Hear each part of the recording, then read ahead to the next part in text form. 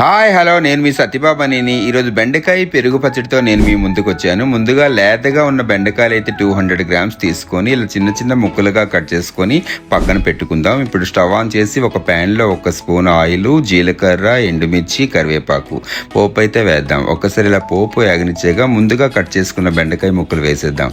ఒక్కసారి ఇలా అడుగు నుంచి కలిపి కొంచెం టేస్ట్కి సరిపడా సాల్ట్, కొంచెం పసుపు వేసేసి మూత పెట్టేద్దాం. ఒక 5 మినిట్స్ తర్వాత హాఫ్ కుకింగ్ అయితే అయిపోయింది. మళ్ళీ ఒకసారి మూత పెట్టి చూద్దాం. ఏగిపోయిందండి బెండకాయ. ఇప్పుడు ఇందులో పెరుగు అయితే ఒక 1/2 లీటర్ పెరుగు యాడ్ చేద్దాం. ఒకసారి ఇలా అడుగు నుంచి కలిపి ఇందులో పచ్చి ఉల్లిపాయ ముక్కలు 1 కప్పు, 4-5 పచ్చిమిరపకాయలు కట్ చేసుకొని వేసుకుందాం. అలాగే ఇందులో పైన అయితే కొత్తిమీర కొంచెం గార్నిష్ చేసుకుందాం అండి.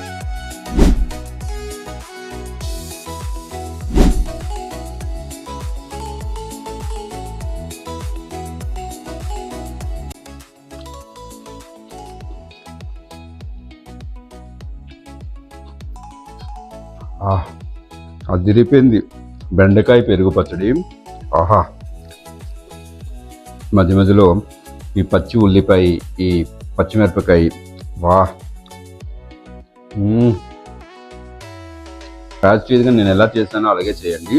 మీ వీడియో కానీ నచ్చినట్లయితే షేర్ చేయండి, లైక్ చేయండి, సబ్స్క్రైబ్ చేయండి, అలాగే కామెంట్ చేయండి. గంట కొట్టడం కూడా మర్చిపోవద్దు.